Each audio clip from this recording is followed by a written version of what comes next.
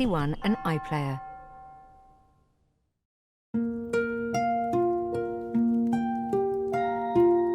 Now on BBC One, the Christmas Day News with Kasia Madera.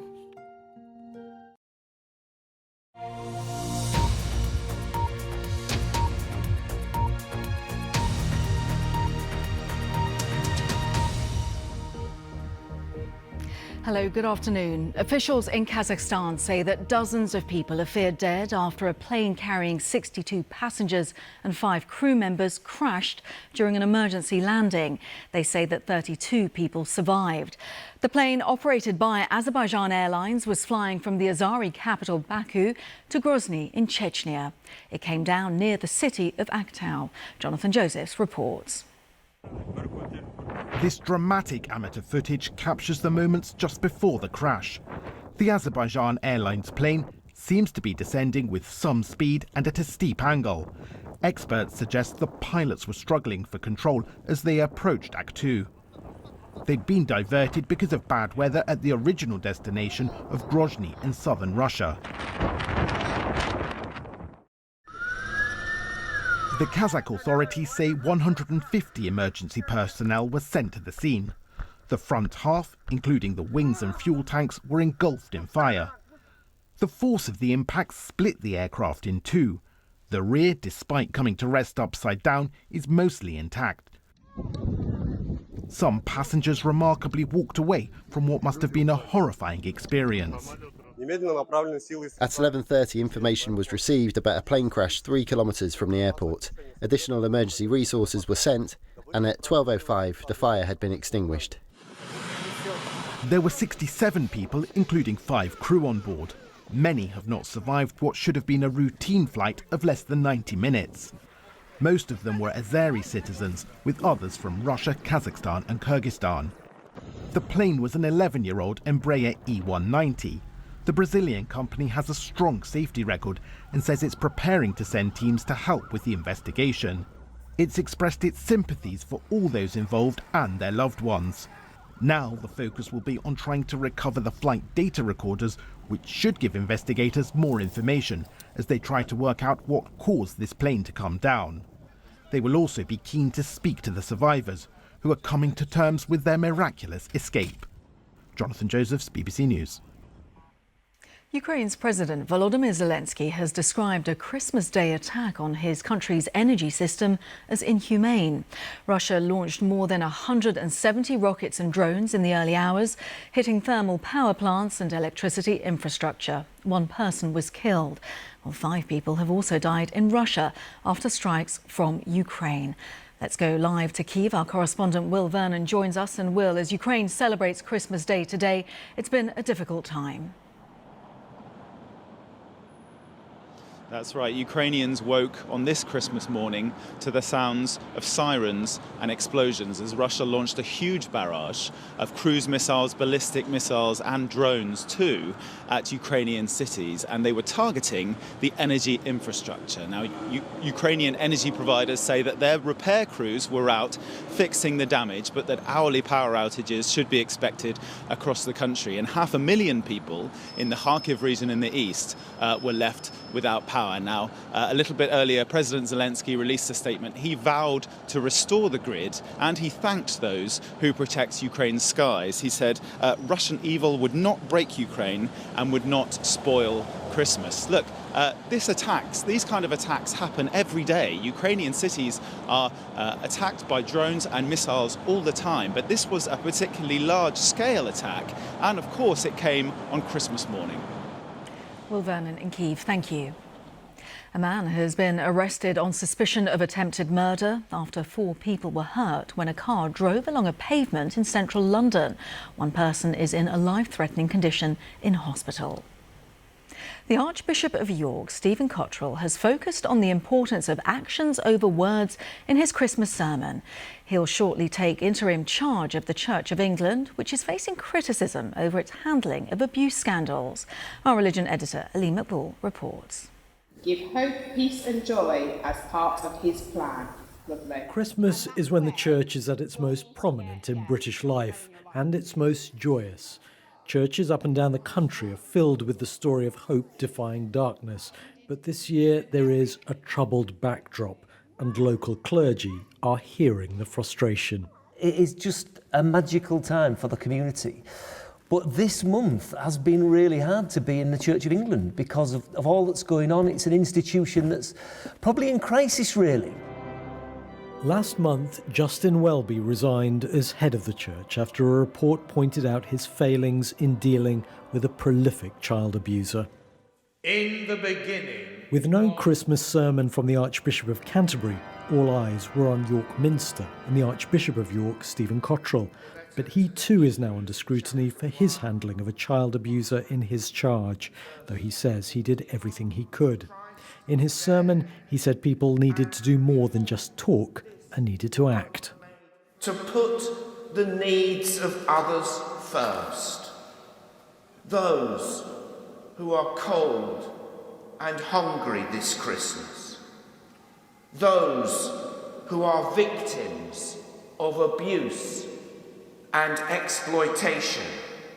I just feel that he's not the right person to give that message at this time.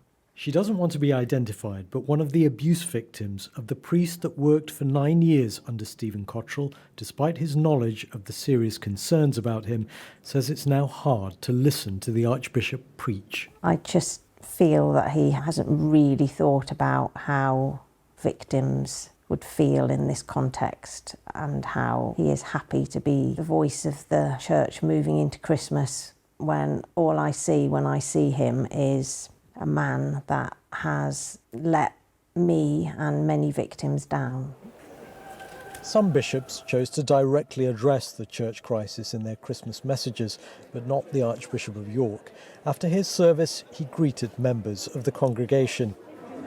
Given the criticism of church leaders, there will be some who heard the Archbishop preach, in his words, about the inadequacies of those who talk a good game, but whose words aren't embodied in actions, and will do so with some sense of irony this Christmas. Aline McBall, BBC News at York Minster. The King is expected to reflect on his cancer treatment when he delivers his Christmas message in just over half an hour. He and the Queen were joined by other members of the royal family for their traditional church service at his Sandringham estate in Norfolk. Well, Charlotte Gallagher is there for us. And Charlotte, lots of well wishes this morning after a difficult year, which we're expecting the King to reflect on in his speech. We are indeed, Kasia, and I think the fact that he's recorded this speech in a hospital chapel instead of Buckingham Palace is really telling, isn't it? And it's expected that he's going to reflect on his health after, as you said, what's been a really difficult year with both him and the Princess of Wales being diagnosed with cancer. And in fact, when we were speaking to Wales here at Sandringham today, there were a lot of cancer survivors in the crowd, and they said they'd come for that very reason. They wanted to show support for the royal family, and them being open health had made them more relatable, more real to them. Now, he is still continuing with his treatment, but Buckingham Palace sources say he's feeling positive, he's feeling optimistic about 2025. So we're expecting a fuller agenda for the new year, more overseas trips, more public events here in the UK, both for him and the Princess of Wales. Of course, there was one notable absence here at Sandringham today, and that was Prince Andrew. He wasn't on the guest list after his relationship with an alleged Chinese spy was exposed. It's understood he spent Christmas at Windsor with his ex-wife, Sarah Ferguson. Charlotte Gallagher at Sandringham, thank you so much. Usually at Christmas, there would be no room in the hotels of Bethlehem in the occupied West Bank as visitors flock there. But for the second year running, tourists are mostly staying away and public festivities have been cancelled because of the Gaza war. Well, here's our Middle East correspondent, Yolande Nell. Little town of Bethlehem. This is the Nativity Church, built on the spot where it's believed Jesus was born and Christmas began.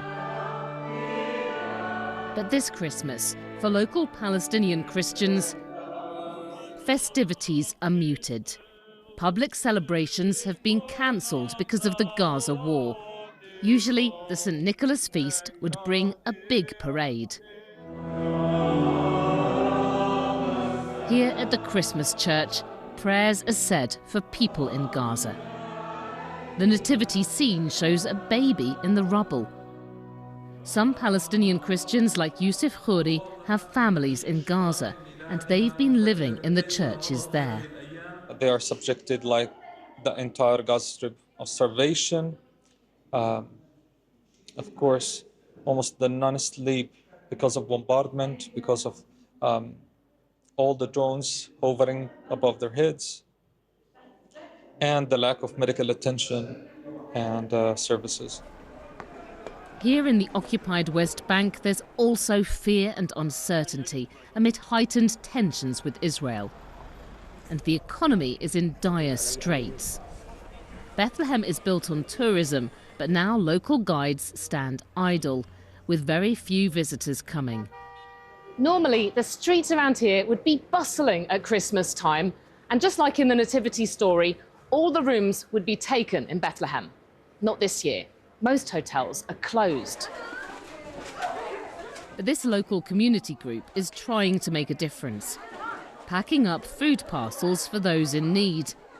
Donors have sent money for handouts too. Here, there's no governmental assistance. Christmas is the spirit of giving and love and joy, and we hope with this parcel we can give some hope and joy to the families in our area. And as each volunteer makes their delivery, they spread some cheer in the city that sees itself as the capital of Christmas. Yolande Nell, BBC News, Bethlehem. Pope Francis has used his traditional Christmas message to call for peace in Ukraine and an end to the humanitarian crisis in Gaza and the release of the hostages held by Hamas. The pontiff, who is 88, also welcomed the beginning of a Jubilee year in the Catholic Church. Organised every 25 years, the Jubilee is intended as a period of reflection and penance. Now, how's this for a way to spend Christmas morning? This was Boscombe Beach in Bournemouth a little earlier today, where hundreds took a rather cold plunge into the English Channel, raising money for Macmillan nurses. And speaking of alternative places to celebrate, here's the crew aboard the International Space Station. 2 of the astronauts have been stranded there for more than 6 months, having only originally expected to stay for a week. Well, they seem in fine spirits. However you are spending today, from me and the BBC News team, do let me wish you a very happy Christmas. The next news here on BBC One is at 11:35 tonight. Merry Christmas. Bye-bye.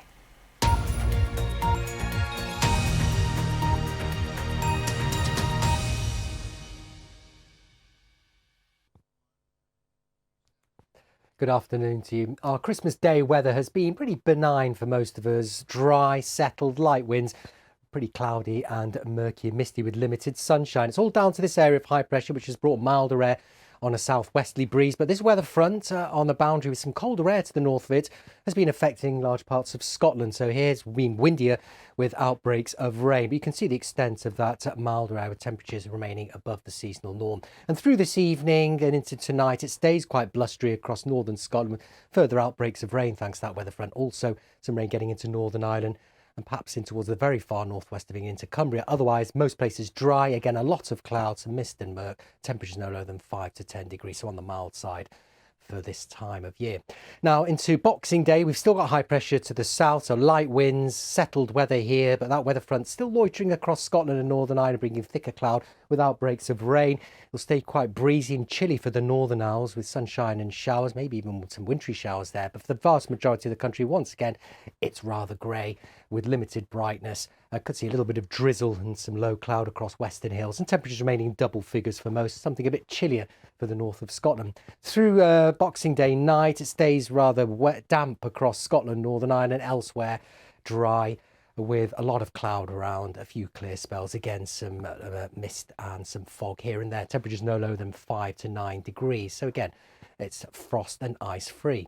Now, as we head into Friday, we've still got high pressure to the south, bringing fine and settled weather. But again, a lot of cloud around with that milder air, weather fronts in the north. But as we push through the weekend and into next week, so for the run up to New Year, it looks like some colder air in the north will start to push southwards. And that's pretty evident, I think, across northern parts of the country as we head into next week, although it stays mild but turns more unsettled across more southern areas. That's it from me. Have a very happy Christmas.